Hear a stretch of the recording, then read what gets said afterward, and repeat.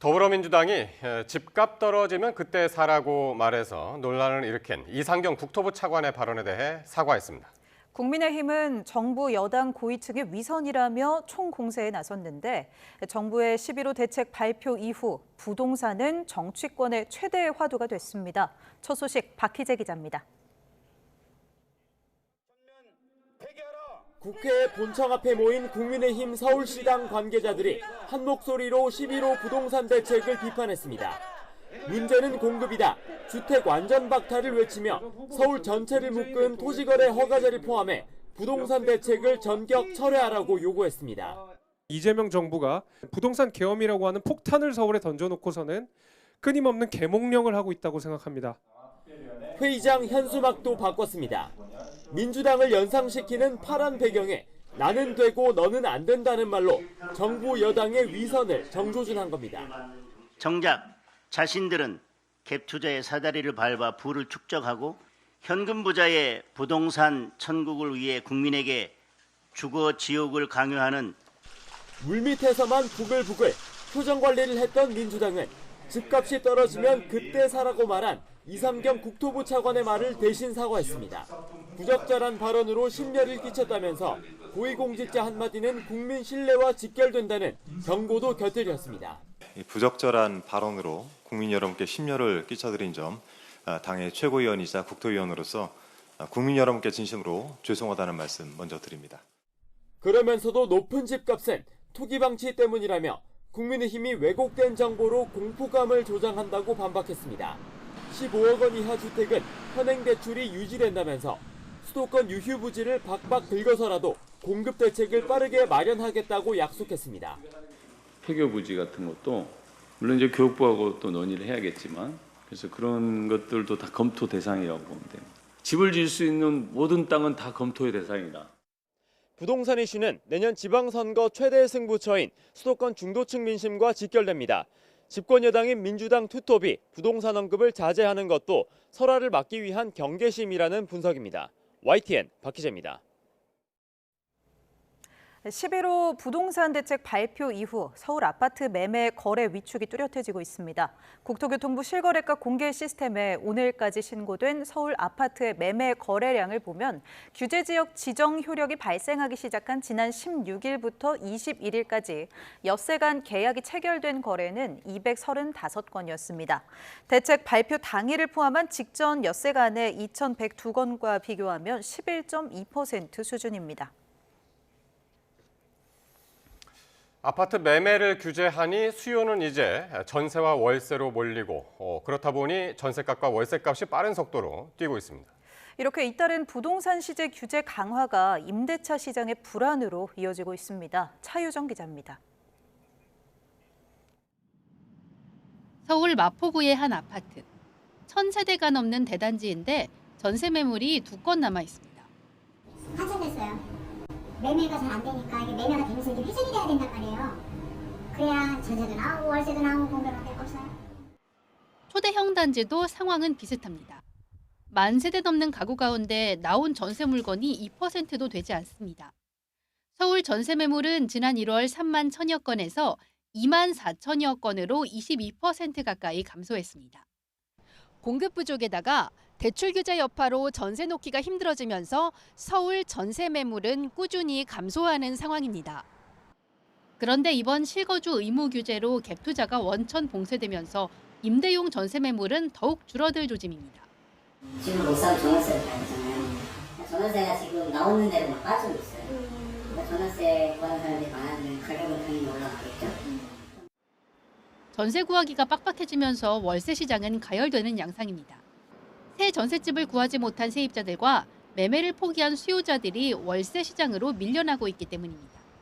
서울 마포구에서 84제곱미터 아파트가 보증금 4억 원에 월세 300만 원에 거래된 사례도 등장했고 지난달 서울 아파트 평균 월세는 144만 원을 웃돌며 역대 최고치로 치솟았습니다. 전세 자금 대출이 제약이 커졌기 때문에 전월세 시장이 좀 불안정할 수밖에 없는 상황이고요. 그리고 전세에서 월세화, 가속화 현상이 좀 더 지속될 것으로 예상이 됩니다. 입주 물량 감소와 기준금리 인하 추세 등으로 전월세 가격 불안이 내년에 더 심각할 것이란 전망도 있습니다. 갭 투자 수요를 막아 집값 과열이 당분간 진정되겠지만 당장 가중되는 무주택 세입자들의 주거비 부담 완화에 대한 고민도 필요해 보입니다. YTN 차유정입니다. 윤석열 전 대통령 부인 김건희 씨가 2년 전 휴궁일에 비공개로 경복궁을 방문한 사실이 확인됐습니다. 김 씨가 왕의 의자인 근정전 어좌에 앉은 사실이 드러나면서 문화재 사적 유용 논란은 더 커질 것으로 보입니다. 강민경 기자입니다. 국회 문체위 소속 더불어민주당 양문석 의원이 국정감사장 증인석에 정용석 국립박물관 문화재단 사장을 세운 뒤 김건희 씨 관련 자료 하나를 띄웁니다.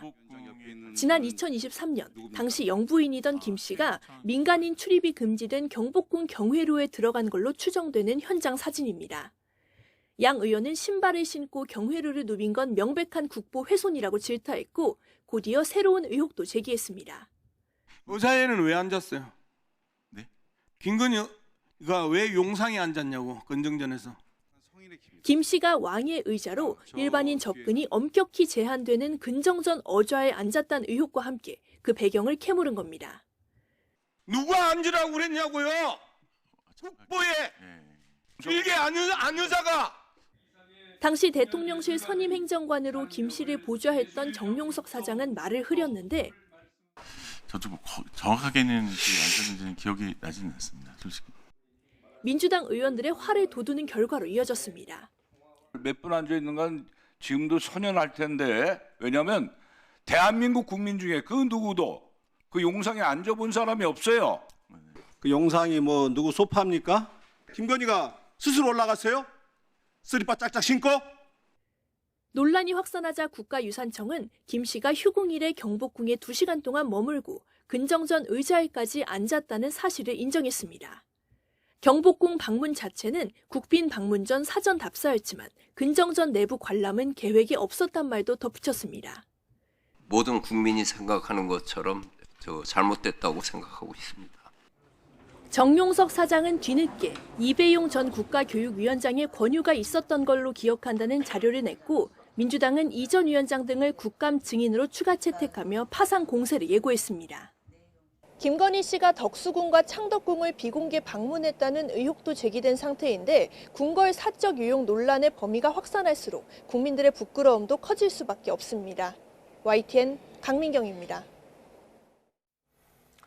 민중기 특별검사팀이 통일교가 김건희 씨에게 건넨 그라프 목걸이와 샤넬백 등 이 청탁성 선물의 실물을 확보했습니다.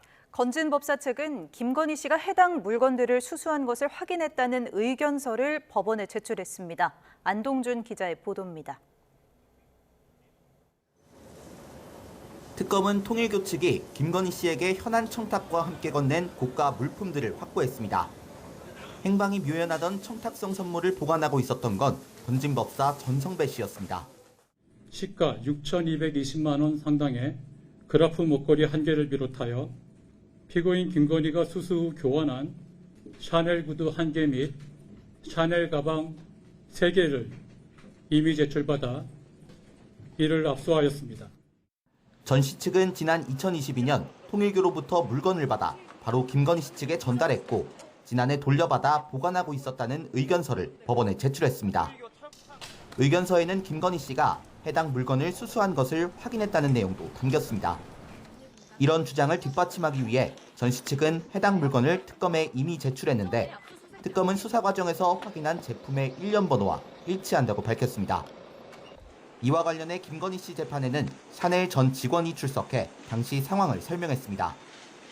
당시 김건희 씨 측근인 유경욱 전 행정관을 응대했던 증인은 유 전 행정관이 누군가와 통화하며 의견을 교환했다면서 상대 목소리가 김건희 씨와 비슷하다고 느꼈다고 밝혔습니다. 특검은 이런 진술을 포함해 김 씨가 이를 수수했다는 증거는 충분하다며 혐의 입증에 자신감을 내비쳤습니다. 이에 대해 김건희 씨 측은 김 씨가 해당 물건을 수령한 사실이 확인되지 않는다며 제출 과정의 위법이나 중간 회유 여부를 면밀히 살펴야 한다고 반박했습니다. 특검은 추가 수사 등을 통해 전 씨가 해당 물건들을 언제 돌려받아 어떻게 보관하고 있었고 또 실사용자는 누구였는지 등을 명확히 하겠다고 밝혔습니다. YTN 안동준입니다.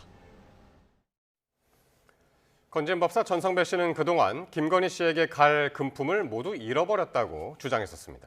그러다 최근 있었던 자신의 재판에서 이렇게 실물을 제출하며 진술을 뒤집은 건데요. 이어서 김영수 기자가 보도합니다. 그라프 목걸이와 샤넬 가방의 행방은 통일교 청탁 의혹 수사의 핵심으로 꼽혔습니다. 중간 전달자로 지목된 건진법사 전성배 씨는 그러나 검찰 수사 단계에서부터 줄곧 통일교에서 받은 금품을 모두 잃어버렸다고 주장했습니다. 통일교 청탁으로 김 여사한테 목걸이랑 금품 전달한 거 인정하시나요? 샤넬 가방이 신발로 교환된 게 확인됐지만 거듭된 압수수색에도 불구하고 실물을 확보하지 못하면서 신데렐라 수사라는 얘기까지 나왔습니다. 특검 수사로 전환된 뒤에도 상황은 녹록치 않았습니다. 전 씨는 구속심사를 포기하며 일부 심경의 변화를 보이면서도 꾹 닫은 입을 열진 않았습니다. 영장심사 포기하신 이유가 뭡니까? 구속 피할 수 없다고 생각하신 게 뭐예요? 특검은 결국 목걸이와 가방 실물 없이 주변 증거들을 묶어 통일교 청탁 의혹 사건을 법원으로 가져갔습니다. 상황이 반전된 건 전성배 씨에 대한 첫 공판입니다. 전 씨 측은 통일교 측으로부터 그라프 목걸이와 샤넬 가방을 받아 유경옥 전 행정관에게 전달했다는 사실을 처음으로 인정했습니다. 더 나아가 꼭꼭 숨겨놨던 목걸이와 가방까지 꺼내넣습니다. 금품을 잃어버렸다는 전성배 씨 주장에 기대 혐의를 부인했던 김건희 씨에 대한 압박은 앞으로 훨씬 더 커지게 됐습니다. YTN 김영수입니다.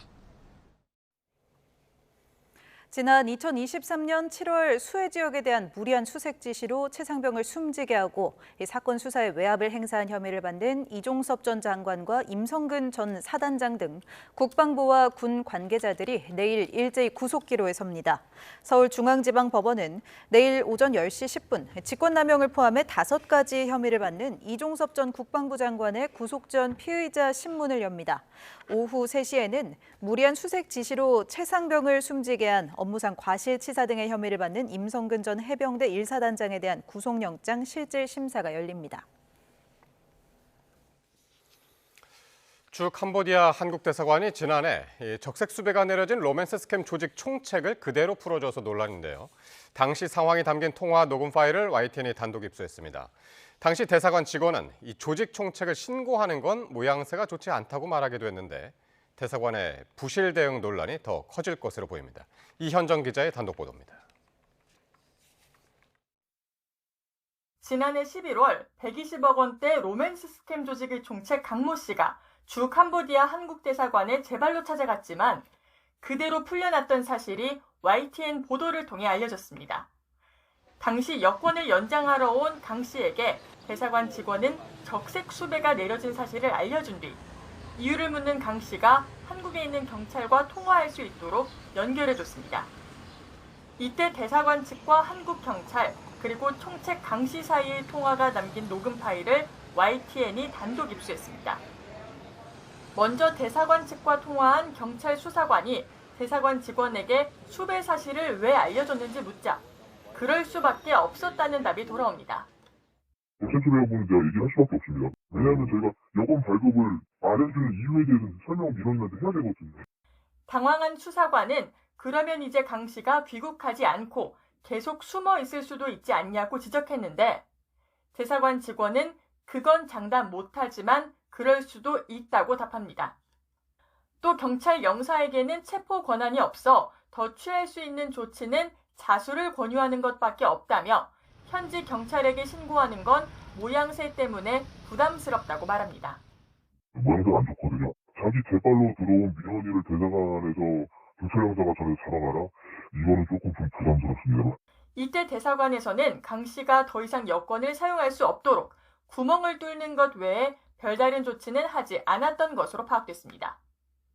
결국 강 씨는 대사관을 나선 뒤 자수하지 않은 채 잠적했고 석 달쯤 뒤에야 체포됐습니다.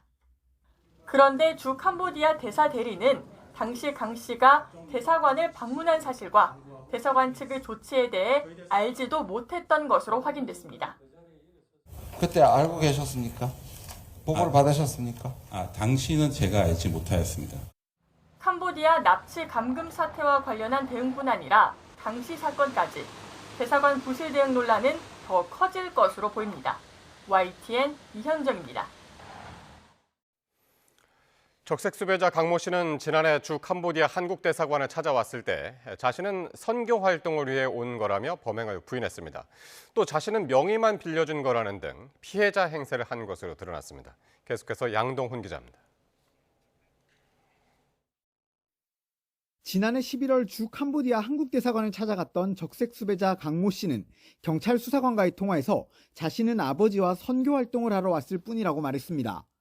범죄에 연루돼 조사가 필요하다고 하자 오히려 명의를 빌려줬다가 피해를 본 거라고 주장했습니다. 제가 친구 중에서 명의를 좀 빌려달라고 그 명의를 저랑 와이프 명의를 빌려준 적은 있거든요. 경찰 수사관이 빨리 귀국해 조사를 받아야 한다고 이야기했지만 현지 범죄 단지에 잡혀간 아내를 구하는 게 먼저라며 말을 흐렸습니다. 그래서 가고 싶어도 갈 수 있는 상황이도 아니기도 하고요. 제가 일단은 제 와이프와도 만나서 얘기를 해보고. 이후 대사관을 떠난 강 씨는 경찰 수사관에게 다시 전화를 걸거나 카카오톡 메시지를 보내며 소통을 이어갔습니다. 그러면서 실제 피싱 범죄에 가담한 조직원들을 알고 있다며 몇 사람의 신원을 제공했습니다. 또 아내를 찾으러 범죄 조직에 직접 찾아왔다며 휴대전화를 내야 하니 텔레그램으로 소통하자고 말했습니다. 강 씨는 이후에도 몇 차례 더 경찰 수사관에게 연락하다 잠적했는데 경찰은 조직의 총책인 강 씨가 조직원들의 신상을 넘기며 자신은 범죄와 관련이 없는 것처럼 보이려 한 것으로 의심하는 걸로 전해졌습니다. 아내가 현지 조직에 붙잡혀 있어서 직접 구하러 찾아갔다는 주장도 감금된 채 강제로 일한 피해자라고 주장하기 위해 꾸며낸 말로 보는 것으로 전해졌습니다.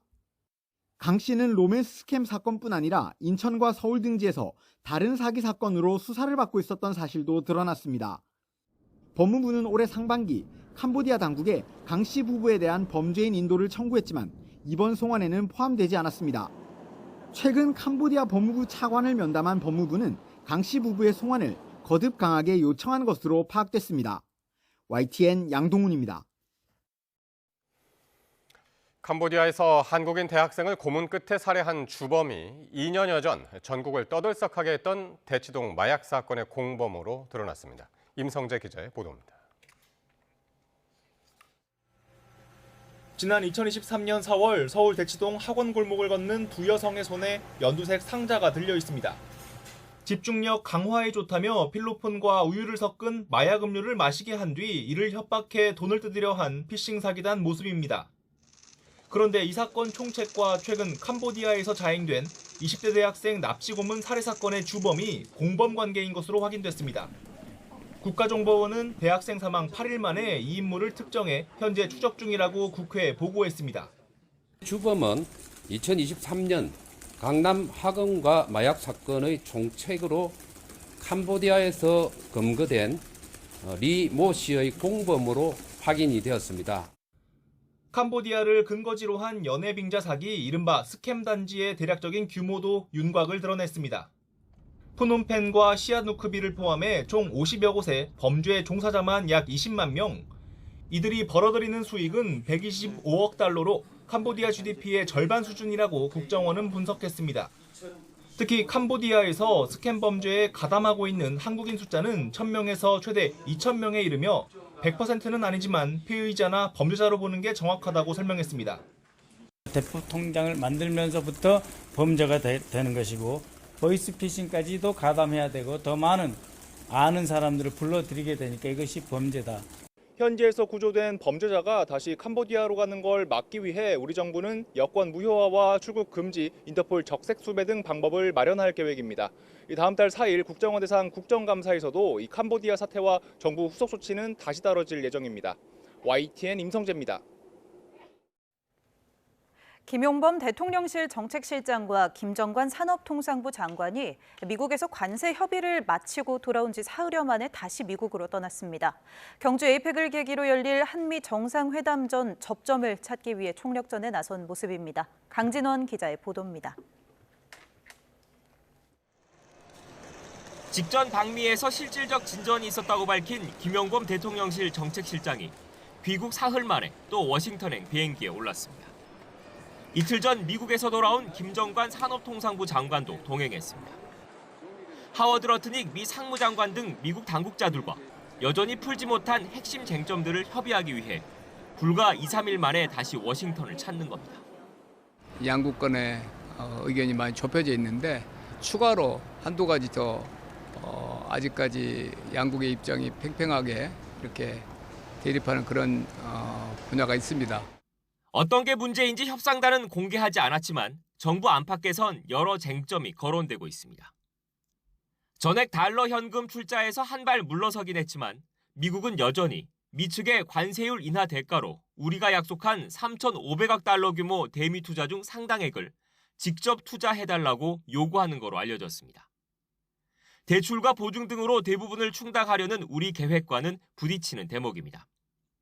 수익 배분 방식과 투자처를 선정할 때 한국의 관여권 보장 여부 등도 양측의 충돌 지점으로 꼽힙니다.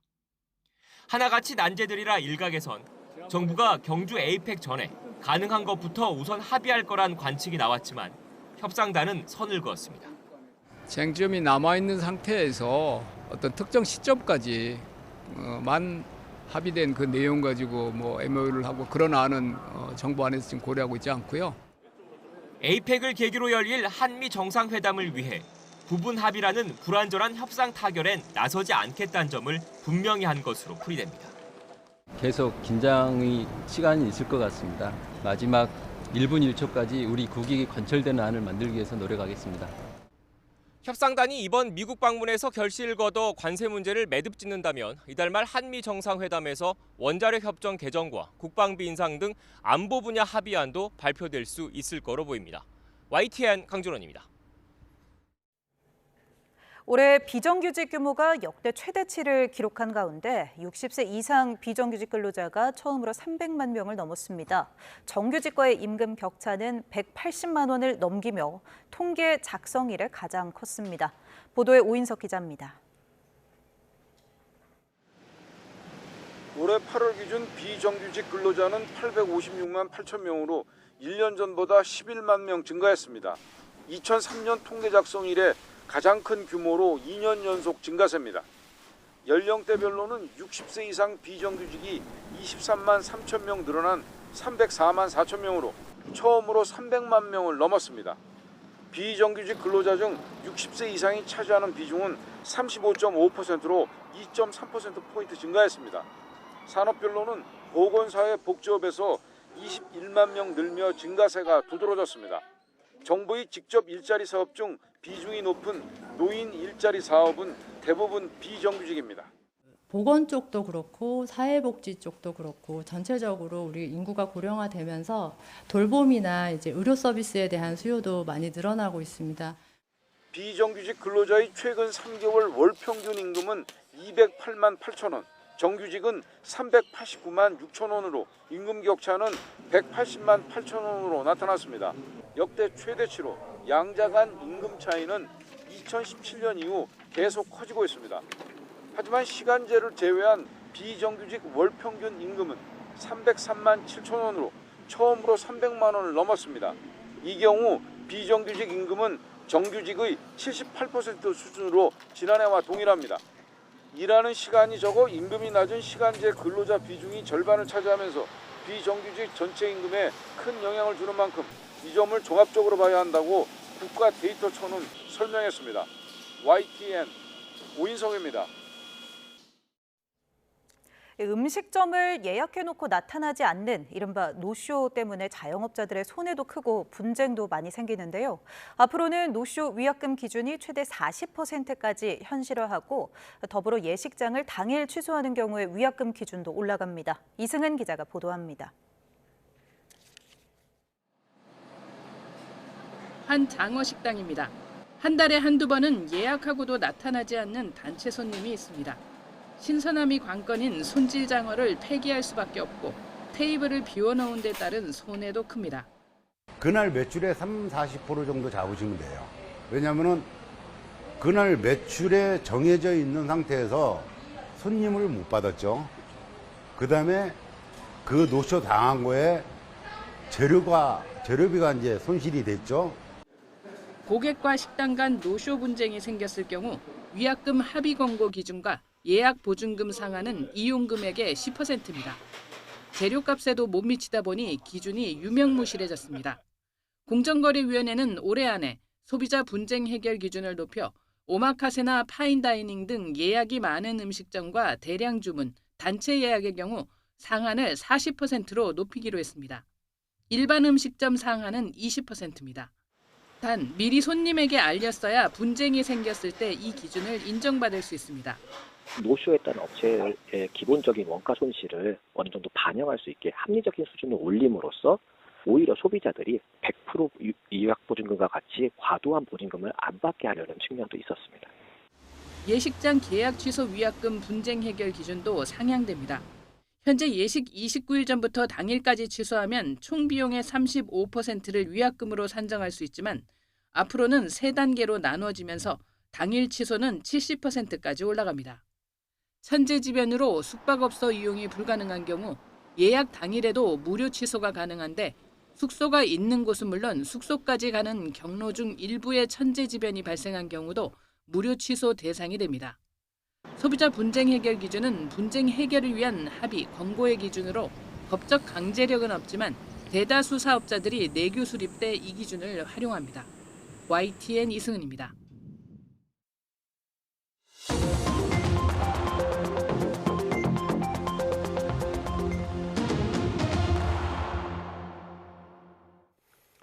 정치권 관심 뉴스 짚어보는 포커스 나이트 시간입니다. 오늘은 신현영 전 민주당 의원, 홍석준 전 국민의힘 의원 나오셨습니다. 어서 오십시오. 안녕하십니까. 네, 안녕하십니까. 자, 민주당이 집값 떨어지면 그때 사면 된다라고 한 이상경 국토부 차관의 발언에 대해 사과를 했습니다. 또 부동산 정상화 특위를 구성한 국민의힘은 정부의 부동산 대책 발표 이후에 총공세를 이어가고 있는데요. 관련 발언들 먼저 듣고 오겠습니다. 이상경 국토부 1차관의 부적절한 발언으로 국민 여러분께 심려를 끼쳐드린 점 당의 최고위원이자 국토위원으로서 국민 여러분께 진심으로 죄송하다는 말씀 먼저 드립니다. 차관 같은 고위공직자는 한마디 한마디가 국민 신뢰와 직결된다는 사실을 잊지 말아야 합니다. 이번 일을 계기로 저희 여당은 더욱 겸허히 국민의 목소리에 귀 기울이고 책임 있는 자세로 국정을 바로 세워나가겠다는 말씀 드리면서 여당 원내대표부터 국토부 차관까지 정작 자신들은 갭 투자의 사다리를 밟아 부를 축적하고 주요 지역의 부동산을 가지고 있습니다. 지금 제 뒤에 백드롭에 쓰여 있는 것처럼 국민에게 나는 되고 너는 안 된다며 윽박지르고 있는 것입니다. 국민은 주거 불안정으로 고통받더라도 민생이 파탄나더라도 부동산에 대한 삐뚤어진 신념을 기어코 관찰하는 내로남불의 위선이자 오만일 뿐입니다. 네, 정부가 11호 부동산 대책을 발표한 이후 민주당이 관련 TF도 발빠르게 만들고요. 또 국토부 차관 발언에 대해서 공식 사과도 하고 상당히 적극적으로 대응을 하는 모습입니다. 예, 그만큼 부동산 문제는 우리 국민들이 매우 민감하게 반응할 수밖에 없는 문제인 것이죠. 집을 가지고 있지 않은 사람은 아는 사람대로 박탈감이 있고요. 실제로 지금 계속해서 고공행진하고 있는 부동산 집값을 지금 정부 입장에서는 어떻게든 조절하지 않으면 안 그래도 지금 금융, 주식 계속 최고치를 찍고 있지 않습니까? 유동성은 많이 늘어나고 있고 그 유동성으로 인해서 부동산 시장의 투자에 대한 그런 심리가 더 강화되고 있고 이렇게 되면 정말 실수요자인 우리 청년 세대, 신혼부부 세대, 정말 무주택자 분들은 내 집 마련에 대한 그런 사다리가 더 높아질 수밖에 없다. 이것을 어떻게든 정부가 대안을 마련하고 꼭 필요한 분들한테 부동산이 갈 수 있도록 하는 노력을 해야 된다라는 면에서 어떻게 보면은 조금 더 광범위하게 경기도를 포함한 서울의 토지 허가제까지 하면서 대출 규제를 강화하는 10.15 규제 대책을 발표하지 않았습니까? 예. 하지만 그런 것들을 발언하는 한 명 한 명의 공직자들이 본인들의 그런 재산 내역들이 보호가 되면서 많은 국민들이 분노하고 있다. 이런 부분에 있어서는 민주당에서도 빠르게 국민의 눈높이에서 사과할 건 사과하고 또 문제 인식이 있는 것은 더 적극적으로 소통을 하면서 설득해 나가는 과정이 필요하다. 그런 면에서 한준호 최고위원이 대신 사과한 것으로 보입니다. 네. 이상경 차관 모습 보입니다만은 어쨌든 집값 떨어질 때까지 기다렸다가 그때까지 돈 모아서 사면 된다라고 했던 발언. 오늘 민주당에 사과를 했고. 그런데 더 이게 논란이 됐던 게 이상경 차관 스스로가 이제 갭 투자를 한 의혹 때문에 발언 파장이 좀 더 컸던 것 같습니다. 그렇습니다. 지금 민주당의 그 부동산 대책으로 인해서 많은 수도권에 있는 국민들이 지금 분노하고 있습니다. 왜냐하면 일단 소위 말하는 주거 사다리를 걷어찼다. 그러니까 결혼해서 신혼 때부터 월세나 전세 살면서 알뜰살뜰하게 돈을 어느 정도 모아서 전세를 끼고 경기도 혹은 싼 수도권 지역부터 집을 마련하자는 게 사실은 이제 서민의 어떻게 보면 평생의 꿈인데 그런 어떤 평생의 꿈을 주거 사다리를 걷어찼기 때문에 사실은 지금 정부 여당의 부동산 대책에 대해서 일반적으로 굉장히 분노를 하고 있는데 여기다가 기름에 불을 지은 게 바로 이상경 차관 같은 저런 어떤 사람들의 발언이죠. 예. 집값이 내려가서 좀 싸면 된다. 스트레스 받지 마라. 이렇게 이야기했는데 저 발언 자체가 일단 틀리는 게 수도권 집값은 지금까지 역사적으로 봤을 때 잘 내려가지 않습니다. 부동산 불패라고 하죠. 그렇기 때문에 사실은 말이 안 되는 이야기고 더 지금 현재 논쟁이 되고 있는 것은 이상경 차관 같은 경우 알고 보니까 분당 백현동 지역에 본인은 정작 갭 투자를 통해서 전세를 끼고 집을 샀고 특히 더 지금 현재 논란이 되고 있는 것은 전세 계약 시점이 10월 5일이었습니다. 그러니까 네. 부동산 대책 발표하기 불과 열흘 전에 그걸 했단 말이죠. 그러니까 쉽게 말해서 이 내부 정보를 이용해서 이렇게 갭 투자를 통해서 집을 마련했다. 이런 것이 지금 이제 드러나고 있기 때문에 많은 국민들이 여기에 대해서 분노를 해서 민주당에서 사과를 하지 않으면 않을 수 없는 상황까지 지금 간 것 같습니다. 민주당은 이렇게 좀 수세적이고 반면에 국민의힘은요. 지금 오세훈 시장과 함께 강북 재개발 현장에서 간담회도 열기로 했고 서울시당은 또 자체적으로 주거 사다리 정상화 특위를 구성을 했습니다. 당 차원에서 지금 총공세에 나선 모습 같은데요.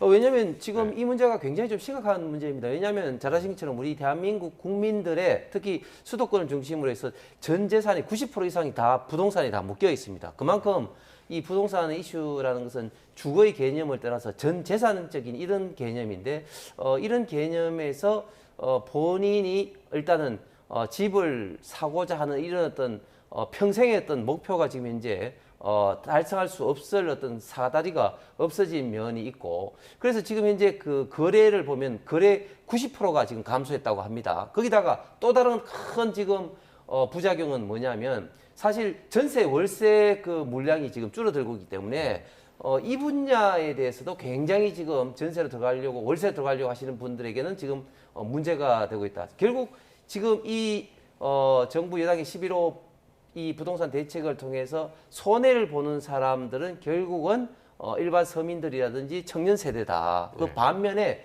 돈이 있는 현금 부자 혹은 외국인 같은 경우는 오히려 더 좋은 집을 마련할 수 있는 기회가 돼버리기 때문에 굉장히 여기에 대해서 분노를 하고 있는 시민들, 경기도민들이 많은 상태이기 때문에 특히 또 이번에 그 토지거래허가 이 토호제 같은 경우는 서울시나 구청장 같은 경우는 사실은 어떻게 보면 자기들이 있던 권한을 또 침해한 그런 소지도 굉장히 많이 있습니다.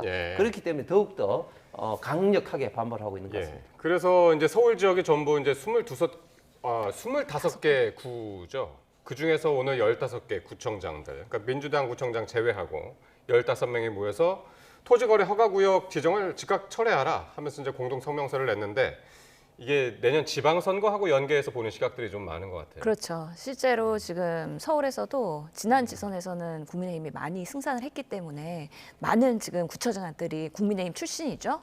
근데 이번 지방선거가 되면 어떻게 바뀔지 모릅니다. 그들이 또 이제 다음 연임을 하기가 어려운 시기가 있기 때문에 이참에 부동산 이슈로 이제 정쟁을 끌고 나가는 그런 모양새가 지금의 모습이라고 보입니다. 하지만 만약에 이런 시장 경제 논리에서 계속해서 집값이 올라간다 했을 때 정말 우리 국민들이 계획하는 정말 서민의 주거 주택에 대한 그런 성취 이런 것들이 오히려 더 요원해지는 거 아니냐.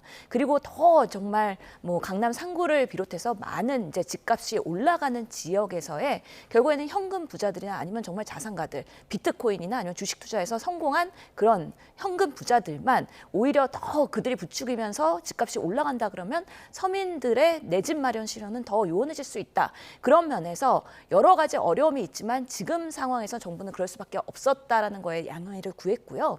하지만 지금의 그런 마치 부동산이 얼음같이 동결된 시점이긴 하지만 빠르게 공급주택에 대한 대안을 마련하면서 예. 또 집값에 대한 어느 정도의 우리 국민들의 염원을 또 가까이 갈 수 있도록 하는 그런 정책 실장의 페북 메시지도 있었기 때문에 이것이 단순히 지금으로서 끝나는 건 아니다라는 걸 국민들한테 설득해야 되는 시점이다. 그리고 오세훈 시장 같은 경우에는 본인이 강남에서 토호제를 풀었다가 다시 묶으면서 오히려 집값을 올리는 그런 어떻게 보면 원흉이 됐던 사람입니다. 예. 그렇기 때문에 본인도 할 말이 없고 윤석열 정권 때 그러면은 뭐 부동산 대책 어떤 거를 내놨습니까? 결국에는 시장 경제 그냥 방치하면은 계속 가진 사람들만 여러 개 다주택 또는 똘똘한 한 채 이렇게 가는 방식을 정부가 그냥 방치해야 되느냐? 그렇지는 않다라는 판단 하에서 이번에 이재명 정부도 빠르게 예. 대책을 마련한 만큼 또 15 대책에 이어서 공급 대책에 대한 부분을 연말까지 발표하기로 했기 때문에 조금 더 지켜볼 필요가 있다라고 말씀드리고 싶습니다. 그런데 그 역대 정권을 이제 봤을 때 좌파 진보 정부가 잡았을 때 항상 수도권의 부동산이 지금 오르고 있습니다. 예를 들면 노무현 대통령 때 그랬고 특히 또 문재인 정부 때 보면 부동산 대책을 무려 28번이나 발표를 했음에도 불구하고 부동산 문제가 굉장히 심각한 문제가 되고 사실 정권 교체의 가장 큰 원인 중에 하나가 부동산 가격 어떤 상승이었습니다. 반면에 우파 보수 정부가 잡았을 때 과거 이명박 대통령이라든지 박근혜 대통령이라든지 그리고 윤석열 정부 때도 굉장히 부동산이 안정이 됐습니다. 그것은 결국은 가격적인 측면에서 수요도 건드리지만 결국 이제 공급적인 측면을 건드리면서 국민들에게 특히 수도권 주민들에게 좌파 진보 정부가 잡으면 이게 부동산 가격이 오른다 이런 어떤 어떻게 보면 학습 효과까지 지금 현재 같이 있기 때문에 이재명 정권이 들어서자마자 수도권의 아파트값, 토지 가격이 지금 현재 폭등하고 있는 것 같습니다. 네.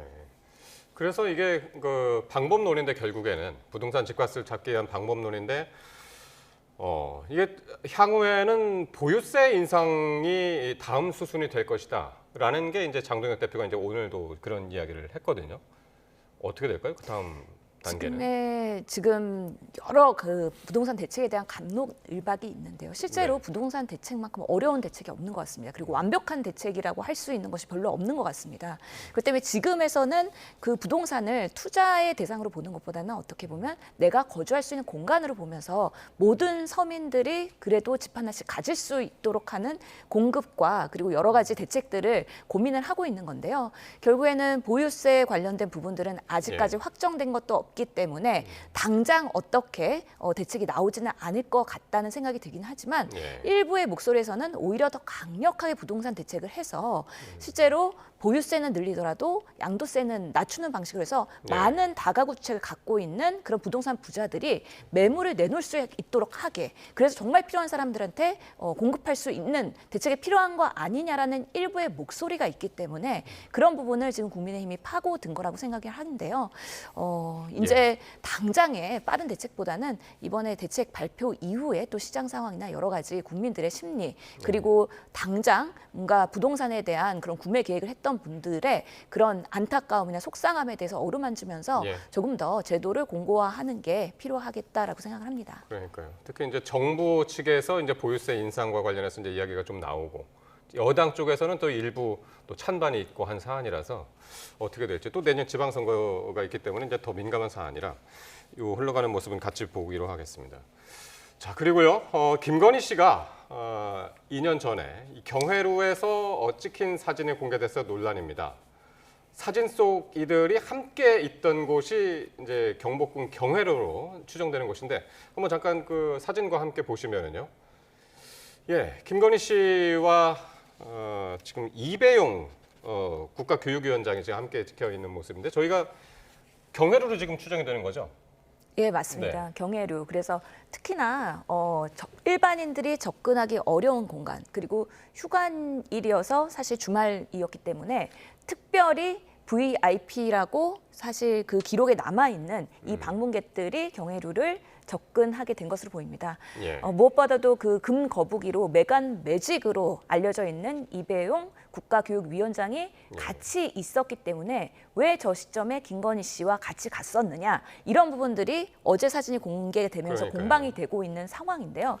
실제로 뭐 슬리퍼 신고 있고 짝다리에다가 저렇게 뭐 원더우먼 같은 포즈에 저런 모습들이 오히려 국민들의 공분을 번을 더 사게 하는 것이고 예. 또 오자에 앉아서 1, 2분간 있었다라는 오늘 또 국정감사에서의 그런 문화재청장 답변이 있었기 때문에 네. 그런 부분에서 정말 본인이 V0로서 상황 노릇을 했던 것들을 반증하는 대단한 뭐 상징적인 사진이다 이러면서 오늘 또 시끌시끌했던 것 같습니다. 그렇습니다. 그렇게 해서 이제 지금 보신 것처럼 경회로에서 찍힌 저런 사진 먼저 이제 논란이 됐었고 이 김건희 씨가 이 경복궁 근정전 용상 그러니까 그 왕의 자리, 왕의 의자에 앉았다는 의혹까지 제기되면서 파문이 커지고 있습니다. 국정감사 현장에서는 당시 상황을 놓고 또 공방이 이어졌는데 발언 듣고 오겠습니다. 대한민국 국보 경회로 김건희의 불법 침범 및 훼손 사건에 대해서 그 이야기를 좀 하고자 합니다. 왜 갔나요? 저도 방송을 보고서서 왜 갔나요? 빨리. 9월 12일 날 그 월대 복원 기념식과 그다음에 UAE 그 대통령 국왕 그 국빈 방문 보세요. 예. 당시에 그 우선 기념 답사 차원에서 아마 설명을 그 들으시러 간 걸로 저는 기억이 됩니다. 세상에 대통령 부인이 사전에 답사를 가는 경우가 어디 있어요? 그때 그 말이 되는 소리를 하세요. 김건희가 왜 용상에 앉았냐고 건정전에서. 왜 앉았어? 잘 모르겠습니다. 뭘 몰라요? 어디서 앉으셨? 누가 앉으라고 그랬냐고요? 국보에 일개 안여자가. 예, 2년 전 9월 휴궁일이었고 내부는 또 일반인 출입이 금지된 곳이었습니다. 근정전. 김 여사가 어떻게 들어갔는지 또 그 공적 공간을 사적으로 이용한 것이 아니냐 그런 지적이 지금 있었던 겁니다 오늘. 예, 양문석 의원 같은 경우 뭐 문제 제기를 하더라도 사실은 어떤 저런 태도가 어떤 본질은 오고가고 양문석 의원의 어떤 고함이라든지 일개 안의자가 이렇게 이야기하니까 굉장히 어떤 남자 차별적인 그런 어떤 본인의 어떤 사고를 드러낸 것 같아서 사실 듣는 사람 입장에서는 굉장히 좀 듣기가 좀 거북한 것 같습니다. 일단은 저 의혹은 UAE 대통령이 이제 앞두고 외국 그 정상 어떤 부인이 저 코스를 이제 돌기 전에 어떤 사진 답사를 경회로와 경복궁을 이제 갔고 또 이배용 국가 이제 교육위원장 같은 경우는 이대 총장도 하셨지만 또 전공이 또 역사학입니다. 그렇기 때문에 이 분야에 대해서는 전문가고 특히 또 우리 대한민국의 어떤 서원을 유네스코 헤리티지로 지정하는 데도 앞장서셨고 해서 이 분야에는 굉장히 좀 조회가 있어서 같이 간 게 아닌가 좀 추정을 하고 과연 이제 휴관일에 뭐 가서 하는 게 맞느냐 또 뭐 의자에 앉았다 이런 것은 뭐 현재까지는 뭐 추정이 입니다만은 그러나 만약에 의자에 앉았다 하면 그거는 분명히 좀 주의 깊지 못한 그런 어떤 것 같고 근데 이제 휴관일에 가고 뭐 이렇게 하는 것 자체가 아직까지는 좀 더 명확하게 조금 더 확인해 봐야 될 사항은 있는 것 같습니다. 그 용상 어좌에 앉은 것은 뭐 앉았던 것 같습니다. 오늘 조금 전에 이제 그 정용석 국립박물관 문화재단 사장 당시에는 대통령실의 이제 행정관이었는데 당시 그 자리에 있었고 앉았던 것은 이제 확인이 된 것 같고 누가 거기 앉으라고 했냐? 혼자 앉았냐? 누가 앉으라고 했냐? 같이 누가 가서 뭐 손 붙잡아줬냐? 이런 질문들이 오갔었는데 어쨌든 앉았다라는 것까지는 지금 확인이 되는 것 같습니다. 예, 오늘. 앉았더라도 1, 2분 앉아 있었다라고 하면서 앉아있지 않았다라고 부인을 명확하게 안 했기 때문에 사실은 그 어자가 1m 정도의 높이라고 합니다. 그렇기 때문에 앉았으면 거기 있는 사람들 모두 다 보면서 어떻게 보면 박수 쳤을지도 모르는 일입니다. 그렇기 때문에 당연히 사실을 알 수밖에 없는 일이고요. 특히나 혼자 올라갈 수도 없는 높이라고 해서 누구의 도움을 받지 않았느냐 이런 의혹도 있고 실제로 그러면은 스스로 앉았느냐 아니면 누가 앉으라고 권고했느냐 이배용 국가위원장이 그러면 앉으라고 권고한 거 아니냐 뭐 여러 가지의 그런 공방들이 있기 때문에 오늘 문체위 이런 국정감사에서 논란이 됐는데 추가적으로 당시 국가유산청장이었던 최응천 씨 그리고 이배용 위원장님도 추가로 증인 이제 채택이 됐거든요. 그렇기 때문에 이 공방은 계속될 것이고 사실 간단한 일이고 많은 그런 주변에 목격자들이 있기 때문에 사실관계가 조만간 드러나지 않을까라는 생각을 합니다. 근데 이게 월대 복원 행사 아니면은 그 아랍에미리트 대통령 방문 이전에 사전 답사를 하는데 왜 그럼 김건희 씨가 갔냐? 이 이야기는 어떻게 해석이 될까요? 매우 일반적이지 않은 아주 이례적인 상황인 것이죠. 그만큼 김건희 씨가 뭔가의 이런 외교적인 행사나 아니면 국가적인 행사에 적극적으로 개입을 했다. 그리고 본인의 권력을 휘둘렀다라는 부분에 있어서의 국민적 공분이 당연히 있을 수밖에 없고요. 동선 확인을 왜 영부인, 여사가 합니까? 그런 부분에 있어서는 정말 우리가 초유의 상황이라고 말할 수밖에 없고, 그러다 보니까 부의제로가 김건희였다는 게 많은 정황들이 드러나는 것이고, 이런 부분에 있어서도 VIP라고 기록을 해놓은 것처럼 영전과 의전을 할 수밖에 없는 그 경호원과 현장의 관계자들의 현실, 이런 것들을 보면은 정말 지난 3년이 얼마나 엉터리였는가에 대한 분노를 금할 수가 없는 아니, 것이죠. 그건 이렇게 해석할 수 있죠. 그 아랍에미리트 대통령 이제 부부가 오게 되면 이제 영부인끼리 어떤 그런 또 시간이 있으니까 대통령이 아닌 어떤 영부인의 어떤 문화재 어떤 안내라든지 그런 거는 김건희 여사가 직접적으로 이제 해야만 하는 그런 어떤 저는 상황이 있을 것 같습니다. 그렇기 때문에 사전 어떤 답사를 통해서 미리 코스라든지 뭐 그런 것을 충분히 좀 어떻게 보면 좀 예행 연습을 할 필요성이 있지 않나 추정됩니다. 그러니까 당시 상황 일지에 VIP라고 이제 기록이 돼 있다고 하고, VIP 우리가 일반적으로 그냥 VIP 높은 손님, 귀한 손님 이렇게 VIP라고 합니다만은 이게 이제 그 대통령실을 지칭하는 또 다른 용어일 수 있기 때문에 그래서 또 이것도 이제 민감하게 지금 나오고 있고요. 지금 특검이 이미 이 종묘 망묘를 사적으로 차담을 한 의혹에 대해서 지금 수사를 하고 있는데, 이번 경복궁 경회로 의혹 수사도 의혹도 또 수사 대상으로 앞으로 될 수 있을까 하는 점은 어떻게 보십니까? 실제로 지금 문화재에 훼손이 될 수 있는 부분들이 분명히 있기 때문에 이런 부분에서의 법적인 문제가 있을 수 있고, 또 의무가 아닌 일을 그 주변 사람들한테 시켰을 수 있기 때문에 직권남용의 죄에도 걸릴 수가 있다라는 생각이 들긴 합니다. 아직까지는 이 사건은 최근에 새롭게 드러난 사건인 만큼 아직까지 특검에서의 대상은 아닌 걸로 보이지만 말씀드린 것처럼 지금 국정감사가 더 남아있는 상황이고 추가 증인들이 나와서 증언을 할 예정이기 때문에 이런 부분까지도 포함해서 수사가 이루어질 가능성도 배제 못한다라고 말씀드리겠습니다. 예, 알겠습니다. 자, 캄보디아 주재 한국 대사관 이야기인데요. 이 120억 원대의 로맨스 스캠 조직 총책에게 적색 수배 사실만 알리고 별다른 조치를 하지 않아서 논란입니다. 당시 녹음 파일도 공개가 됐는데요. 한번 듣고 오겠습니다. 적색 수배 여부는 제가 얘기를 할 수밖에 없습니다. 왜냐하면 저희가 여권 발급을 안 해주는 이유에 대해서는 설명 민원인한테 해야 되거든요. 모양새가 안 좋거든요. 자기 재발로 들어온 민원인을 대사관에서 경찰 형사가 전에서 잡아가라? 이거는 조금 좀 부담스럽습니다. 네, 지난해 11월에 있었던 이야기고요. YTN이 단독 보도가 있었고 오늘 현장 국감에서 캄보디아 현장 국감에서 이제 핵심 이슈였는데, 대사관 직원이 로맨스 스캠 조직 총책에게 당신 적색 수배 대상이다라는 사실을 알려주고, 그런데 이후에 재발로 들어온 민원인을 잡는 것은 모양새가 안 좋다라면서 그냥 보내줬다는 이야기입니다. 핵심 이야기만 짧게 말씀드리면, 이야기는 어떻게 들으셨어요? 정말 제정신이 아니고 지금 정말 캄보디아 한국 대사관 직원들의 그 업무 태도나 그 기강을 보면 나사가 빠져도 한참 빠진 것 같습니다. 아니 쉽게 말해서 결국 적색 수배령이 빠져 있는 사람에게 그걸 알려주고 그리고 이제 들어왔는데도 불구하고 체포를 하지 않고 놓아주면서 사실은 뭐 완전히 내통하고 있다, 공모하고 있다는 거 아닙니까?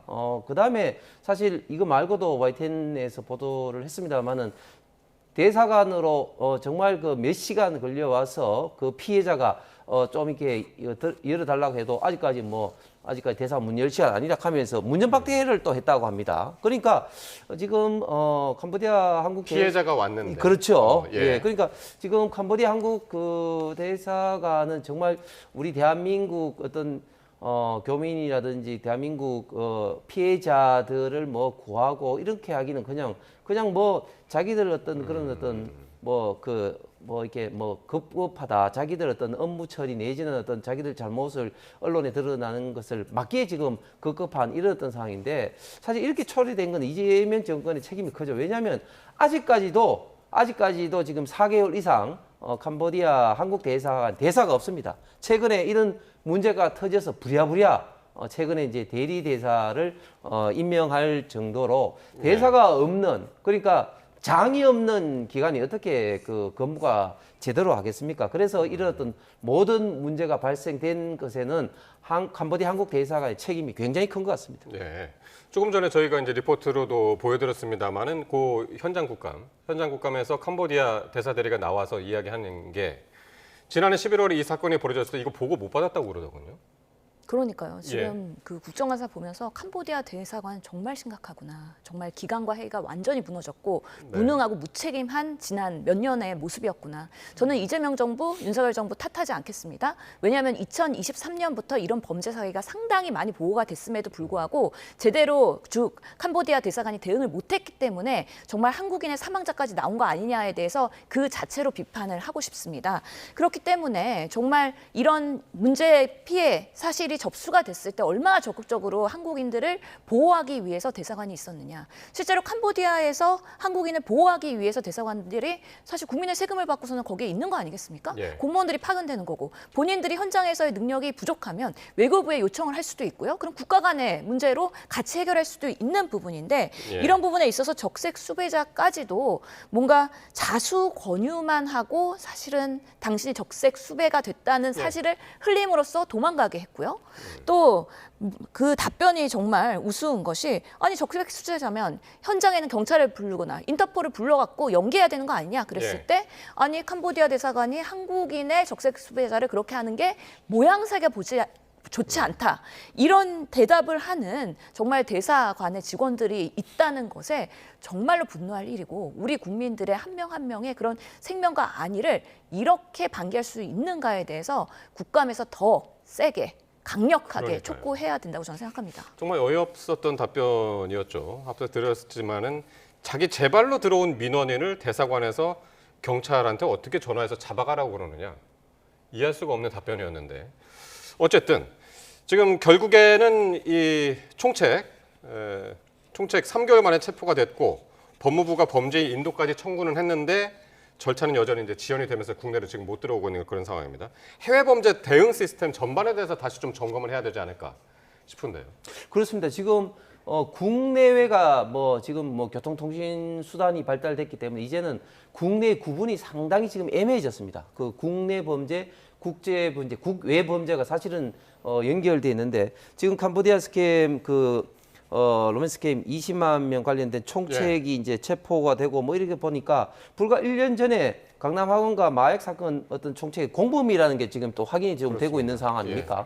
그 사건들이 다 연계가 되어 그렇습니다. 있습니다. 그 사건은 이제 강남 학원가에서 마약이 든 것을 이제 음료수라고 이제 어린 청소년들에게 주면서 이게 정신 집중이 된다고 해서 13명에게 그거를 이제 돌렸는데 그게 들통나서 그리고 이제 학부모한테 이제 협박 전화. 그렇습니다. 그게 이제 문제가 됐고 그게 지금 한국인과 이제 중국인이 같이 이제 했다. 이렇게 되는데 알고 보니까 이번 캄보디아 대학생 살해 주범이 강남 마약 사건 총책이다. 총책과 공범이다. 이런 식으로 알려졌기 때문에 이제 이 요즘 같은 이런 어떤 시대에는 국내 국외가 이제 범죄가 지금 이제 구분할 수 없다. 특히 이번 사건 같은 경우 주된 게 로맨스캠이라든지 보이스피싱이라든지 이렇게 되면 결국은 이번에 이제 캄보디아가 나타났지만 어디든지 외국에서 국내로 연결되기 때문에 이게 긴밀하게 지금 이제 연결될 수밖에 없어서 이런 어떤 국제 대응, 국외 대응에 대한 어떤 어떤 수사 역량이랄까 이런 것들을 좀 더 키울 필요가 있고 특히 중국 같은 경우는 캄보디아 당국하고 협조를 해서 재작년부터 대규모 어떤 수색을 해서 체포를 하고 피해자를 송환하는 그런 거를 주기적으로 한다고 합니다. 우리도 캄보디아에 많은 지원을 하고 하는 만큼 중국과 비슷하게 우리 대한민국 경찰들도 캄보디아 경찰들과 협력해서 현장 어떤 수색과 그리고 어떤 피해자의 어떤 생활에 더욱더 많은 어떤 노력을 해야 될 것 같습니다. 그러니까요. 좀 전에 이제 홍 의원께서 이제 말씀하시고자 했던 게 이제 캄보디아 내에 조직적인 스캠 규모가 한 20만 명 정도 되고 그 중에서 한국인이 한 최대 2,000명 정도 된다. 오늘 국정원이 그렇게 이제 보고를 했거든요. 근데 이번에 캄보디아에서 송환된 사람이 64명밖에 안 됩니다. 그렇습니다. 훨씬 더 많은 한국인이 지금 캄보디아에 있다는 거예요. 예, 실제적으로 같은 비슷한 일들을 하고 있고. 예, 아직까지도 범죄에 연루되거나 아니면 범죄에 가담하고 있는 분들이 그렇게 있기 때문에 일부는 또 돌아오는 걸 원하지 않는다고 합니다. 그래서 이런 부분에 있어서 시스테믹하게 대응을 앞으로도 계속 해야 될 수밖에 없고 실제로 가해자도 있고 피해자도 있을 것입니다. 이런 부분에 있어서 국가가 현장에 있는 경찰, 공권력과 어떻게 협업을 하면서 계속 해결을 해나갈 것이냐. 그리고 있는 국내의 이런 대부분이 젊은 청년들이었다는 거 아니겠습니까? 이런 고용에 대한 문제, 그리고 정말 그런 현혹될 수밖에 없는 실체, 이런 것들까지도 좀 아우르면서 적극적으로 대응을 하면서 성과를 내는 모습을 꼭 보여야 된다고 생각합니다. 마지막 한마디만 좀 하면 지금 보이스피싱이나 이런 어떤 범죄로 인해서 피해자들 같은 경우 국내에 계신 분들 뭐 제 주변에도 보면 정말 그 일가족이 폐가 방치 내지는 또 그것에 당했다는 어떤 죄책감으로 공황장애를 지금 이제 호소하는 분들도 굉장히 많이 있습니다. 그렇기 때문에 이런 것에 대해서는 좀 더 강력하게 캄보디아뿐만 아니라 국외의 어떤 범죄 은신처에 대해서 수색을 하면서 특히 범죄 수위까지도 환수할 수 있는 강력한 어떤 그런 어떤 조치가 필요할 것 같습니다. 네. 여기까지 듣겠습니다. 지금까지 신현영 전 민주당 의원, 홍석준 전 국민의힘 의원이셨습니다. 고맙습니다.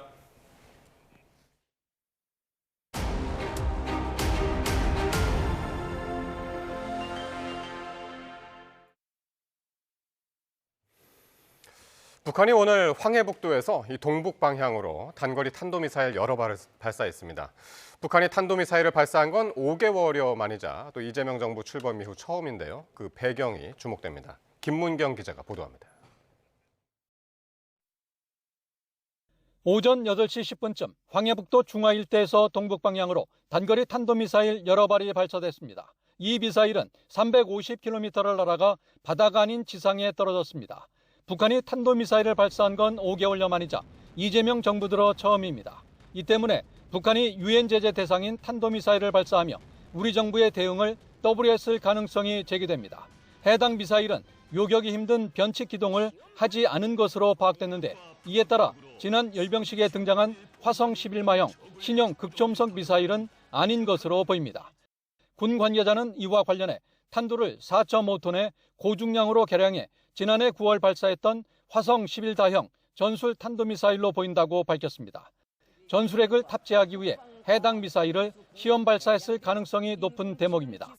이에 따라 북한의 이번 도발은 무엇보다 국방력 강화에 예정된 수순으로 보입니다. 향후 5년은 북한이 그동안 낙후됐던 재래식 전력과 북한이 발전시켰다라고 하는 핵 능력 부분을 같이 결합한 군사적인 역량을 증대시키는 방향으로 나가겠다라는 점이고, 김정은 위원장도 지난달 내년부터 핵무력과 재래식 무기의 병징 정책을 제시하겠다고 예고했습니다. 이에 따라 신형 극초음속 미사일과 대륙간 탄도미사일, ICBM 화성 20형 등 각종 재래식 탄도미사일과 핵 운반 수단을 고도화하기 위한 시험 발사를 이어갈 것으로 관측됩니다. YTN 김문경입니다. 북한의 이번 미사일 도발은 트럼프 미국 대통령의 방한을 일주일가량 앞두고 감행됐습니다. 이 트럼프와 김정은, 북미 정상의 깜짝 회동 가능성에 관심이 여전한 상황이라 어떤 영향을 미칠지 주목됩니다. 계속해서 이종원 기자입니다. 국가정보원은 북한의 미사일 도발 직후 진행된 국회 보고에서 경주 에이펙을 앞둔 시선 끌기라고 평가했습니다. 그러면서도 차분한 대응이 필요하다고 강조했습니다. 에이펙을 앞두고 북한의 이러한 시선 끌기에 우리가 너무 주목할 필요가 없다. 국제사회가 북한의 존재를 인식하거나 하면서 또 유사한 짓을 하거든요. 과도한 반응이 북한의 추가 도발만 유도할 수 있다고 우려한 건데, 이번 미사일 발사가 정치적 메시지를 담은 의도적 도발이라는 점도 에둘러 지적한 것으로 보입니다. 상당수 전문가도 다음 주 방한을 앞둔 트럼프를 향한 김정은의 메시지로 해석합니다. 김정은은 지난달 21일 최고인민회의 연설에서 비핵화 포기를 북미 대화 재개의 전제 조건으로 제시했는데, 이후 백악관은 전제 조건 없는 대화만 언급했을 뿐 트럼프의 명시적인 답은 없었기 때문입니다. 트럼프에게 다시 공이 넘어간 모양새인데, 불과 일주일 남은 에이펙을 계기로 한 트럼프와 김정은의 깜짝 회동 성사엔 부정적으로 작용할 거란 분석이 많습니다. 미국은 조건 없는 만남을 흘리고 있는 이런 상황에서 자신은 그럴 생각이 없다라는 것을 이런 단거리 탄도미사일 발사를 통해서 미국에 응답을 했다라고 판단이 되고요. 다만 탄도미사일 자체가 유엔 안보리 결의 위반이긴 하지만 단거리를 선택해 수위는 조절한 만큼 여지는 남겼다는 해석도 나옵니다. 수위는 조절했다. 이렇게 보면 사실은 도발이라기보다는 미국의 주목을 끌려는 의도가 더 컸다고 봐야 되는 거죠. 북한의 미사일 도발 직후 긴급 안보 상황 점검 회의를 연 국가안보실은 추가 미사일 발사 가능성 등 관련 동향을 면밀히 주시하며 필요한 조치를 검토하겠다고 밝혔습니다. YTN 이종원입니다. 다카이치 신임 일본 총리가 다음 주 트럼프 미국 대통령과 정상회담을 엽니다. 다카이치 총리의 외교력을 가늠할 첫 시험대가 될 것으로 보이는데요. 도쿄에서 김세호 특파원의 보도입니다. 일본 정부가 트럼프 미국 대통령이 오는 27일에서 29일 일본을 방문한다고 밝혔습니다. 방일 기간 트럼프 대통령은 다카이치 총리와 회담하고 일왕과도 만날 예정입니다. 日米同盟のさらなる強化、そして自由で開かれたインド太平洋の実現に向けて共に協力していく関係を築いていく機会としたいと。 이번 미일 정상회담에서는 방위비 인상을 비롯한 방위 정책이 논의될 수 있습니다. 다카이치 총리는 미국의 일본의 방위력 강화 방안을 설명하겠다는 뜻을 밝힌 바 있습니다. 日米協力のもとにありますけれども、日本自体の防衛力はしっかりと充実をさせていく、こういったお話をしたいと思っております。 이와 함께 일본의 5,500억 달러 규모의 대미 투자에 대한 후속 논의도 테이블에 오를 가능성이 있습니다. 모두 쉽지 않은 의제들인 만큼 이번 미일 정상회담은 다카이치 총리의 외교 역량을 평가할 수 있는 시험대가 될 것으로 보입니다. 이런 가운데 중국 관영 매체는 중국 외교부가 다카이치 총리의 취임에 축하를 언급하지 않았다고 지적하며 중국의 강경한 자세인 다카이치 총리와 중국과의 관계가 순탄치 않을 것임을 강조했습니다. 국내 정치에서는 일본 유신회와의 연립 정권을 안정적으로 유지할 수 있을지도 관건입니다. 유신회는 연립의 조건으로 국회의원 10% 감축, 기업 단체의 정치자금 금지 요구 등을 내세웠는데 자민당 내에서의 반발로 실현이 쉽지 않아 자칫 연정이 또다시 해체될 수 있기 때문입니다. 소수 여당을 이끌고 국정을 운영해야 할 다카이치 총리가 외교와 국내 정치에서 거듭된 도전에 직면할 것으로 보입니다. 도쿄에서 YTN 김세호입니다. 중국 관영 매체는 중국 정부가 다카이치 신임 일본 총리에게 공식 축하 메시지를 내지 않았다는 점에 의미를 부여하며 경계심을 나타냈습니다. 중국 신화통신 계열 소셜미디어 계정인 뉴탄치는 트럼프 하나로 충분히 골치가 아픈 상황에서 여자 버전 트럼프가 또 하나 나왔다고 직설적으로 비난했습니다. 중학생들이 탄 전동 킥보드에 30대 여성이 부딪혀 중태에 빠졌습니다. 이 피해 여성은 함께 있던 어린 딸을 보호하려 감싸다 사고를 당한 것으로 전해졌습니다. 표정우 기자가 보도합니다. 지난 18일 인천 송도에서 중학생 2명이 탄 전동 킥보드가 인도를 걷던 30대 여성을 치었습니다. 갑자기 가게 안에 있는데 아버지의 좀 절규 같은 소리가 들려서 밖에 나가 보니까 킥보드를 탄 여중생 2명이 서 있었고 어머니는 바닥에 쓰러져 있는 상태였는데 이 사고로 피해 여성은 머리를 심하게 다쳐 병원으로 옮겨졌습니다. 며칠째 의식을 찾지 못할 정도로 중태입니다. 피해 여성은 딸과 함께 솜사탕 과자를 산 뒤 편의점을 나서다가 변을 당한 것으로 알려졌습니다. 목격자들은 사고 당시 피해 여성이 어린 딸을 옆에서 감싸 안았고 딸을 안은 채 뒤로 넘어지며 머리를 부딪혔다고 설명했습니다. 평소에도 2명씩, 중학생인지 고등학생인지 정확하게는 모르겠는데 어쨌든 2명씩 여자애들 2명, 남자들 2명 이렇게 많이 타고 다녀요. 현행법상 개인용 이동장치인 전동 킥보드는 원동기 면허가 있는 16세 이상이어야 사용할 수 있습니다. 그런데 경찰 조사 결과 전동 킥보드를 운전한 A양은 16살보다 어린데도 면허도 없고 1인 탑승 원칙도 어긴 걸로 확인됐습니다. 사고를 낸 중학생 2명은 형사처벌 대상에서 제외되는 촉법 소년은 아닌 것으로 확인됐습니다. 경찰은 조만간 가해 중학생들을 불러 조사를 진행한 뒤 사법 처리 방향을 결정할 방침입니다. YTN 표정우입니다.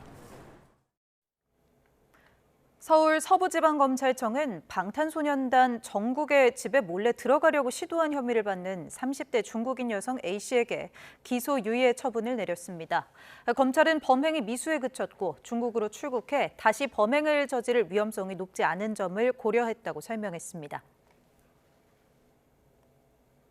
서울 방배동 이수 고가차도 위에서 60대 남성 A씨가 8시간 가까이 고공 농성을 벌였습니다. A씨는 오늘 오후 1시쯤부터 고가 위에서 방배동 재개발구역 보상을 요구하는 현수막을 내걸고 시위를 이어갔습니다. 밤 8시 50분쯤 A씨는 현수막을 철거하고 스스로 내려왔는데 건강에는 이상이 없는 것으로 파악됐습니다. 경찰이 한때 부근 2개 차로 20m 구간의 차량 통행을 통제하면서 퇴근길 극심한 교통 혼잡이 빚어지기도 했습니다. 아침 출근길 지하철 4호선이 고장나면서 열차 운행이 지연돼 시민들이 불편을 겪었습니다. 고속도로에서는 화물차가 도로에서 작업 중이던 차량을 들이받아 작업자 1명이 숨졌습니다. 사고 소식 우종훈 기자의 보도입니다. 지하철 4호선 서울역 승강장에 승객들이 길게 늘어섰습니다. 승객들이 몰리며 혼잡해지자 역사 직원이 경광봉을 들고 안내합니다. 새벽 5시 반 지하철 4호선 신길온천역에서 안산역으로 가던 열차가 고장나 운행이 지연되면서 출근이나 등교를 위해 열차를 탔던 시민들이 불편을 겪었습니다. 좀 평소보다 지하철 어플에 예상된 시간이랑 안 맞는 느낌이 좀 있어서 지하철 간격 때문에 한 학교를 10분 정도 지각하게 될 것 같습니다. 코레일이 선로에 멈춘 열차를 이동시키며 운행은 3시간 만에 재개됐는데 그 사이 열차 50대가 길게는 90분가량 지연됐습니다. 고속도로 공사 현장에서 작업 중이던 차량의 뒷부분이 완전히 찌그러졌습니다. 오전 9시 서해안 고속도로에서 24톤 화물차가 공사 차량을 들이받았습니다. 이 사고로 차량 밖에서 작업 중이던 30대 남성이 숨졌습니다.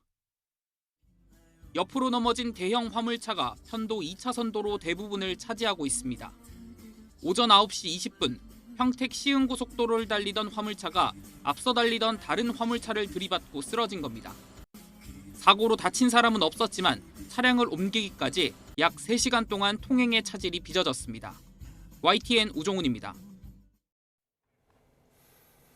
국회 외교통일위원회가 우리 국민 납치 감금 사태가 벌어진 캄보디아 현지에서 국정감사를 진행했습니다.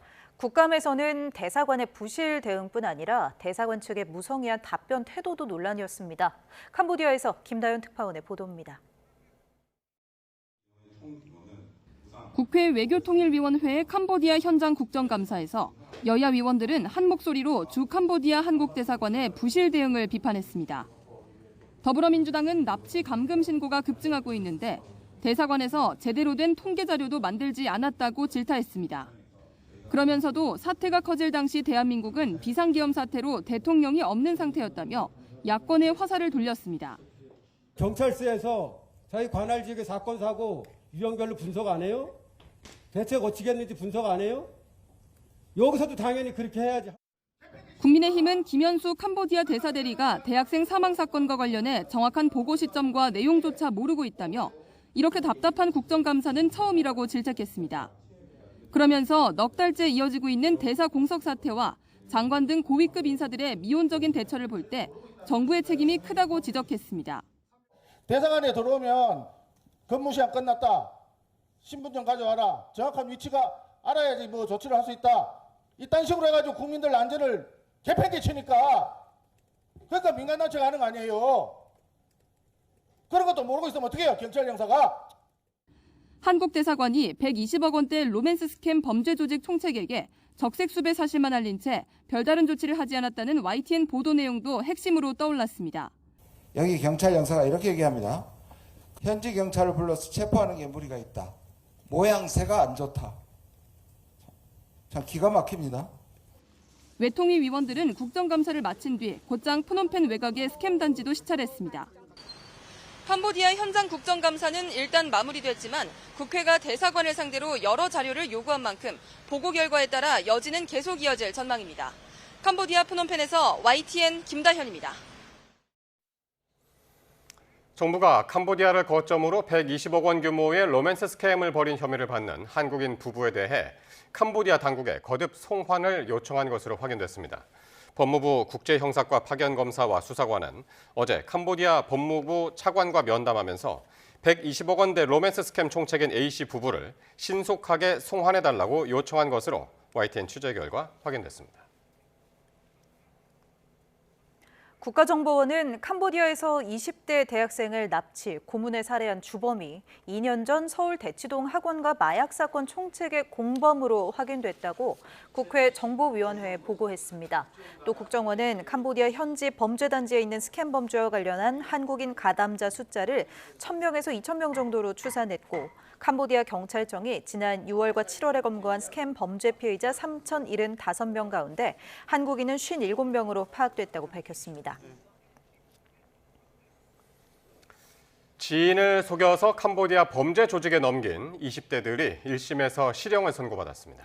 특히 주범에게는 검찰의 구형보다 무거운 중형이 내려졌습니다. 보도에 이경국 기자입니다.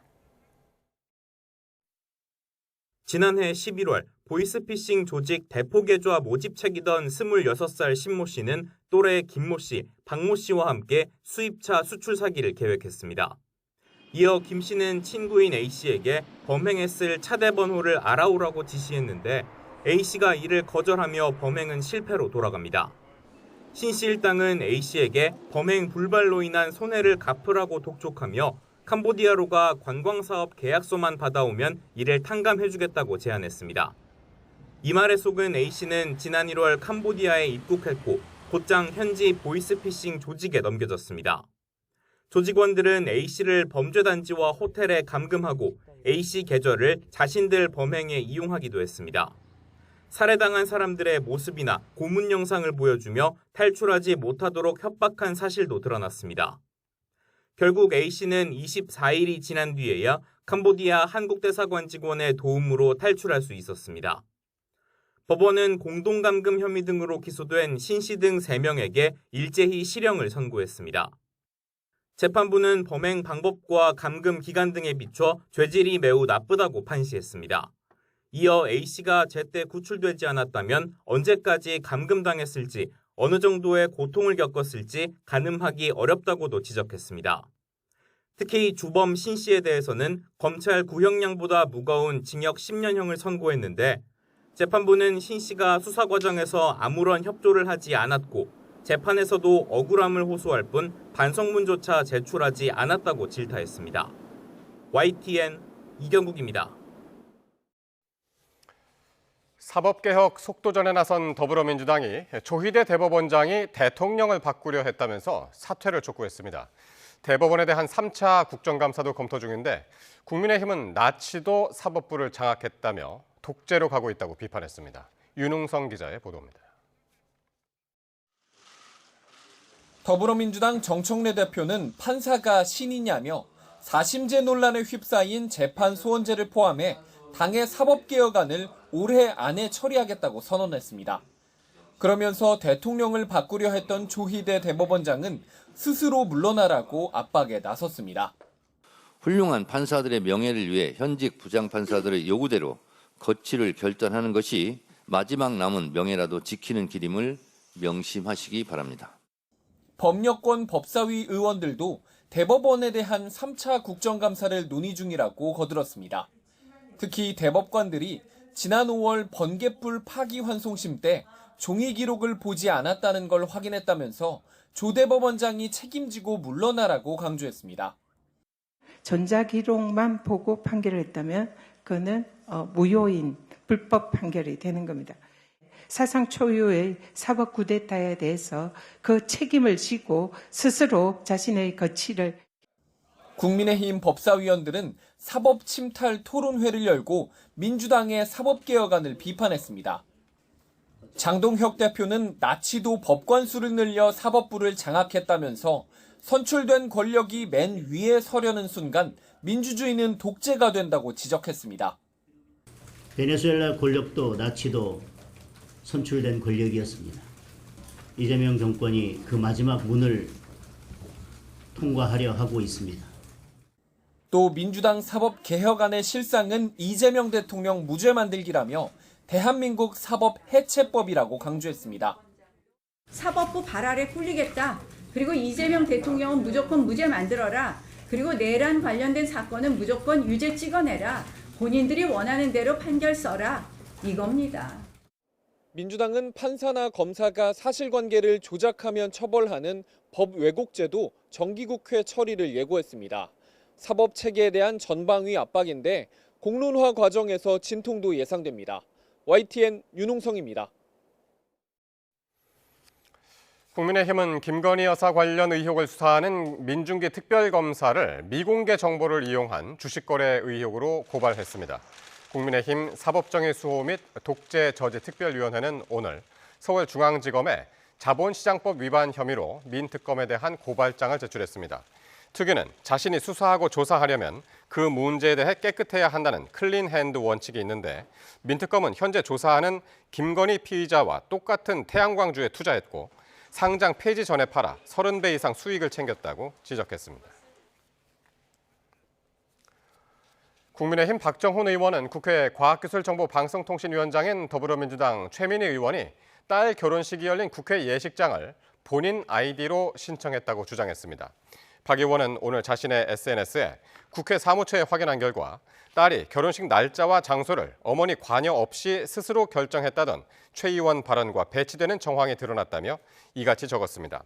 또 최 의원은 예약이 취소된 자리를 받은 것일 뿐 의도적으로 날짜를 선택하지 않았다고 해명했지만 확인 결과 국감이 끝난 11월에도 해당 예식장 예약이 충분히 가능했다고 지적했습니다.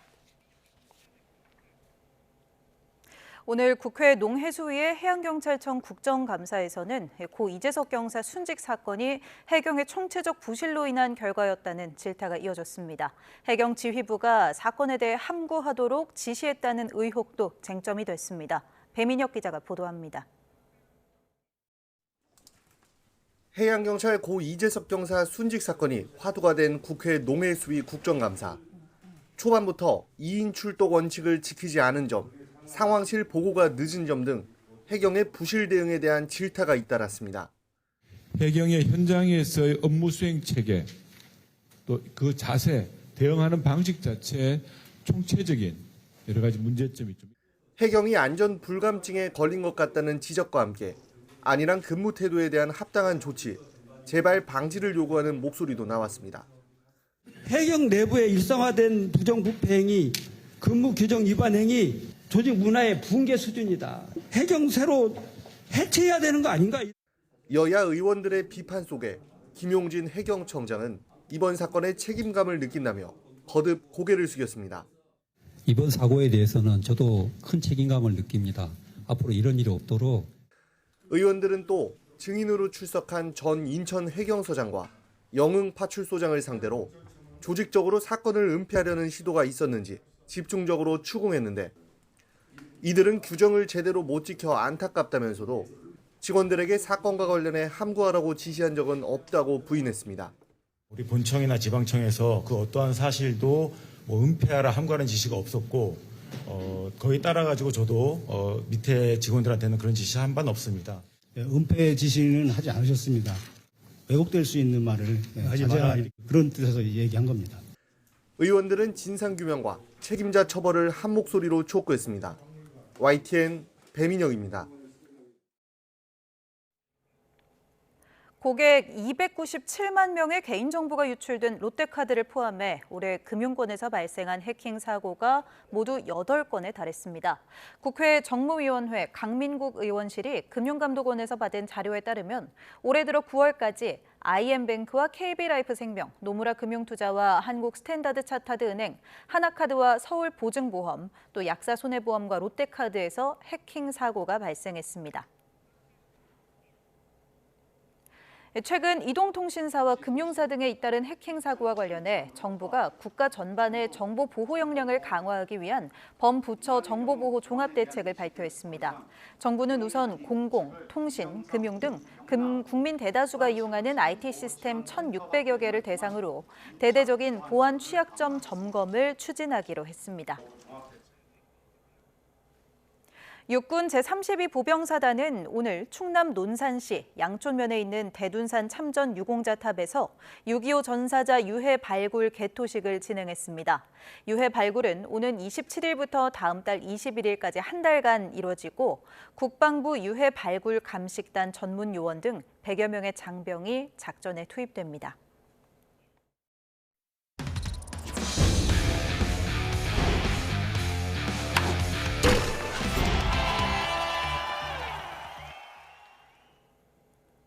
네, 삼성이 한화의 7대4로 극적인 역전승을 거두고 플레이오프 승부를 2승 2패 원점으로 돌렸습니다. 김영웅이 3점 홈런 2방을 터뜨리는 원맨쇼로 승부를 결정지었습니다. 취재기자 연결합니다. 허재원 기자, 자세한 경기 소식 전해주시죠.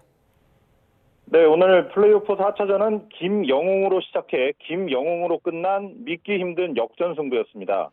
삼성은 잘 던지던 선발 원태인이 5회 문현빈에게 석점 홈런을 내주는 등 0대4까지 끌려가며 패색이 짙어 보였습니다. 하지만 6회부터 김영웅의 놀라운 원맨쇼가 시작됐는데요. 한 점을 쫓아간 6회 말 김서현을 상대로 동점 석점포를 터뜨렸고 곧이어 7회 말에는 한승혁을 상대로 역전 석점포까지 터뜨리는 믿기 힘든 활약으로 승부를 뒤집었습니다. 자신의 이름처럼 영웅과 같은 활약을 펼친 김영웅의 오늘 성적은 4타수 4안타, 2홈런 6타점, 2득점이었습니다. 연타석 홈런은 역대 플레이오프 11번째 기록이고 이번 플레이오프에서 4경기에서 12타점을 올리면서 2017년 오재일이 세운 단일 시즌 플레이오프 최다 타점과 타이를 이뤘습니다. 삼성은 이어 8회 이호성, 9회 김재윤 등 필승조를 가동해 석점의 리드를 잘 지켜내며 대역전승을 마무리했습니다. 2승 2패로 균형을 이룬 두 팀은 하루를 쉬고 대전으로 다시 자리를 옮겨 마지막 5차전을 치릅니다. 지금까지 YTN 허재원입니다. 대한축구협회가 대표팀과 협회를 겨냥한 가짜뉴스에 적극적으로 대응하기로 했습니다. 대한축구협회는 여러 소셜미디어와 영상 플랫폼에서 축구 국가대표팀과 협회 관련 허위 사실을 악의적으로 유포해 진실을 왜곡하는 일을 더 이상 간과할 수 없다고 판단했다고 밝혔습니다. 서울중앙지법에 정식으로 소장을 접수한 협회는 가짜뉴스를 양산하고 이를 기정사실처럼 전하며 여론을 선동하고 사익을 추구하는 상황은 건전한 비판과는 거리가 멀다고 지적했습니다. 여자 골프 국가대항전인 한화 라이프플러스 인터내셔널 크라운이 내일 개막하는 가운데 우리나라 대표 선수들이 기자회견을 통해 각오를 전했습니다. 김효주와 고진영, 최혜진과 유혜란으로 구성된 우리 선수들은 경기도 고양시 뉴코리아 골프장에서 열리는 이번 대회에서 7년 만에 정상 탈환에 도전합니다. 김효주 선수의 각오 직접 들어보시죠. 한국에 넘어오면 시합하면은 시차가 안 맞아서 힘들어서 성적이 잘 안 났다는 이런 얘기도 많았는데 이제는 그런 변명을 할 수가 없는 상황이에요. 그래서 어쩔 수 없이 저희 한국팀은 잘해야 될 수밖에 없는 상황이고 그리고 워낙 한국 코스는 이게 업다운도 좀 심하고 하다 보니까 저희한테는 좀 더 익숙하지 않나 싶어서 2025-2026 KB 국민은행 바둑리그가 미디어데이를 열고 시즌 개막을 알렸습니다. 디펜딩 챔피언 영림프라임 창호의 박정상 감독과 강동윤 구단, 준우승팀 마한의 심장 영암의 한혜원 감독과 신진석 구단 등 8개 팀 감독과 제1지명 선수들은 영림프라임 창호를 이번 시즌 우승 후보로 지목했습니다. 한국 바둑리그는 내일 정관장과 GS칼텍스의 경기로 1라운드를 시작합니다. 실내 인공 암벽 등반, 이른바 스포츠 클라이밍 관심이 높아지면서 관련 안전사고도 늘고 있습니다. 한국소비자원에 따르면 지난 2020년부터 지난해까지 접수된 인공 암벽 등반 관련 사고는 모두 202건으로 지난해에만 124건이 발생했습니다. 피해자 연령이 확인된 183건 중 20대가 93건으로 절반을 넘었고 30대가 34건, 또 10세 미만은 28건이었습니다.